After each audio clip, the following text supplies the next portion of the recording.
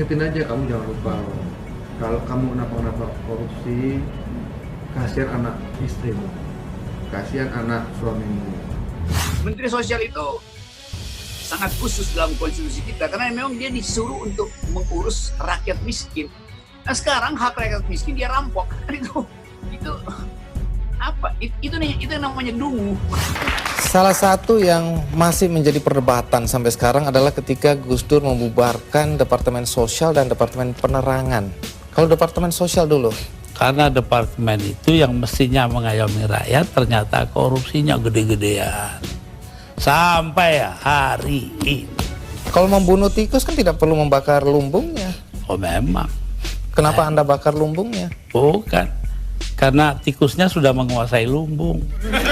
Korupsi akan tetap ada kalau ketamakan, kerakusan masih ada di kalangan pemimpin.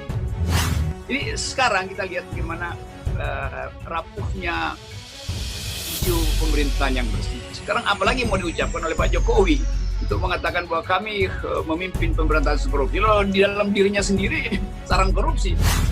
Saya tidak akan melindungi yang terlibat korupsi dan kita semuanya percaya KPK bekerja secara transparan, secara terbuka, bekerja secara baik, profesional, dan pemerintah akan terus konsisten mendukung upaya pencegahan dan pemberantasan korupsi. Jadi 21.156 itu data ganda. Jadi ganda bisa namanya ganda. Ya nomornya 3, misalkan double 3. Itu kita ambil 1. Udah ada namanya di sini tuh udah ada 1. Tapi yang 2 yang dihapus. Kalau dia gandanya 2, 1 ada, tapi yang 1 dihapus. Seperti itu.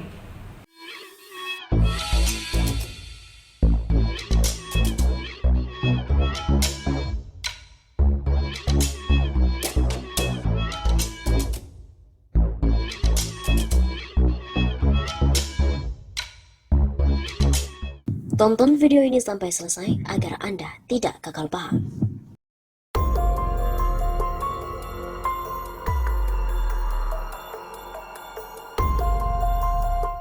...21 juta data bansos ganda. Jika laporan Risma ini benar, maka rezim Jokowi memang lebih kejam daripada teroris. Data ganda penerima bansos atau bantuan sosial yang telah dilaporkan oleh Menteri Sosial Tri Risma hari ini kepada KPK disoroti oleh Partai Demokrat. Wakil Ketua Umum Partai Demokrat Benika Harman menyampaikan bahwa hasil laporan yang disampaikan oleh Risma kepada lembaga anti rasuah akan memberikan gambaran tentang baik buruknya rezim penguasa saat ini. Karena dia memandang data 21 juta ini ganda bukanlah angka yang kecil, apalagi dikalikan dengan jumlah korupsi per satu bansos yang dilakukan oleh para tersangka yang sudah ditetapkan oleh KPK. Ini yang dilaporkan Bu Risma ke KPK, 21 juta data ganda penerima bansos. Jika laporan Bu Risma ini betul, KPK harus kuat dan tegar. Inilah kejahatan ekstraordinari itu, ujar Beni di dalam akun Twitternya pada hari Sabtu 1 Mei. Di era Jokowi berkuasa lebih kejam dari teroris, curi uang rakyat di siang hari bolong. Begitu tandasnya dengan tweet yang sama. Pada hari Jumat 30 April kemarin, Menteri Sosial Tri Risma hari ini melaporkan data ganda penerima bansos ke KPK. Totalnya ada lebih dari 21 juta jiwa data warga yang ganda. Sebelumnya diberitakan bahwa Menteri Sosial Tri Risma hari ini berkunjung ke kantor KPK untuk melaporkan adanya 21 juta data ganda penerima bansos. Risma menyebutkan bahwa 21 juta data ganda tersebut sudah dinonaktifkan oleh Kemensos agar dapat menampung lebih banyak masyarakat yang belum mendapatkan bansos di seluruh wilayah Indonesia. Alhamdulillah sesuai janji saya, April bisa menyelesaikan perbaikan data. Hasilnya 21.156.000 data itu ganda dan kami tidurkan. Karena itu kami meminta daerah-daerah melakukan usulan tambahan untuk bisa kita tampung dan beri bantuan. Jelas Risma pada hari Jumat 30 April. Saat ini, lanjut Risma terdapat 5 juta data tambahan penerima bansos yang diusulkan dari berbagai daerah. Namun ia mengatakan Kemensos masih mengalami kesulitan mengakses data masyarakat penerima bansos di beberapa daerah karena permasalahan akses. Namun ada beberapa daerah seperti Papua, NTT, dan 6 daerah lain karena tadi kondisi situasional yang secara aksesibilitas masih sulit dan lain sebagainya. Meskipun demikian, Risma berjanji akan terus melakukan upaya pendataan ke wilayah tersebut, termasuk daerah yang penduduknya masih berada di wilayah hutan. Karena itu, kami terus-menerus akan melakukan pendataan, termasuk pendataan dari suku-suku di dalam hutan. Kita akan terus sempurnakan sesuai dengan Strategi Nasional Pencegahan Korupsi. Dalam kesempatan yang sama, Wakil Ketua KPK, Alexander Marwata menyebut pendataan penduduk penerima bansos penting dilakukan agar penyalurannya tepat sasaran. Aklex meminta pendataan penerima bansos dijadikan satu pada data terpadu. Jangan ada data lain selain data terpadu itu yang menjadi acuan ketika dalam penyaluran bansos. Sebab selama ini data penerima bansos terbagi menjadi beberapa bagian di Kemensos seperti data program Keluarga Harapan dan data Raskin. Untuk mencegah terjadinya tindak pidana korupsi dan penerima bansos ganda, Alex meminta agar data tersebut dijadikan satu. Itu dipegang oleh masing-masing dirjen.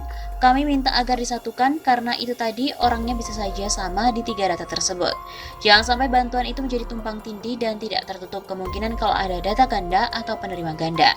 Syukur-syukur kalau sampai kepada yang benar penerima, tapi kalau ada data yang disalahgunakan itu kan menjadi potensi terjadinya kecurangan.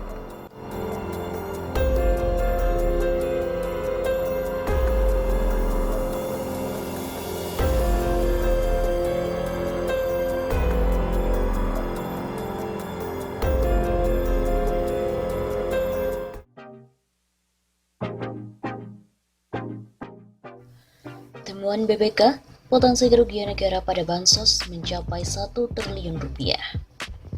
Badan Pemeriksa Keuangan atau BPK telah melakukan pemeriksaan soal karut-marutnya masalah bantuan sosial baik dari pemerintah pusat maupun di daerah.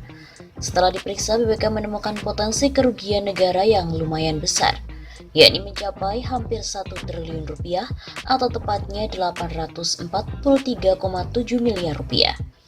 Hal ini berdasarkan pemeriksaan atas pengelolaan data terpadu kesejahteraan sosial (DTKS) dalam penyaluran bansos selama 2018 sampai dengan kuartal 3 2019. Pemeriksaan tersebut dilakukan pada Kementerian Sosial hingga instansi terkait lainnya di DKI Jakarta, Jawa Barat, Jawa Tengah, Jawa Timur, dan Nusa Tenggara Timur. Bansos tidak tepat sasaran. Datanya pun sangat lemah. Data kemiskinan yang dipakai adalah TNP 2K 2014. Pemutahiran STKS ini diserahkan kepada masing-masing Pemda yang memiliki kepentingan melayani rakyat. Seharusnya dilakukan setiap 6 bulan. Begitu kata anggota BPK Ahsanul Kossasi dalam Twitternya, seperti dikutip dari redaksi Kumparan pada hari Jumat 8 Mei yang lalu. Lebih lanjut, dari 514 kabupaten atau kota, hanya ada 29 kabupaten yang tertib melakukan pembaharuan data per 6 bulan.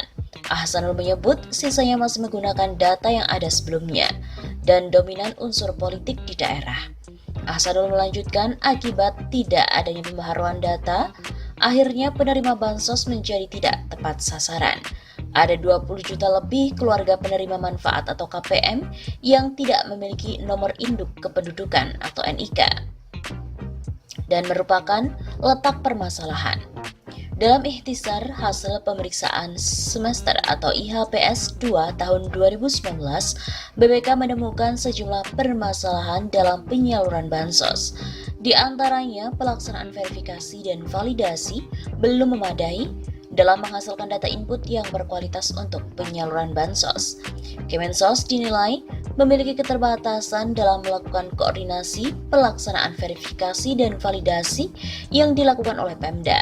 Selain itu, Kemensos juga belum mempunyai mekanisme untuk memastikan pelaksanaan verifikasi dan validasi sesuai dengan standar yang telah ditetapkan.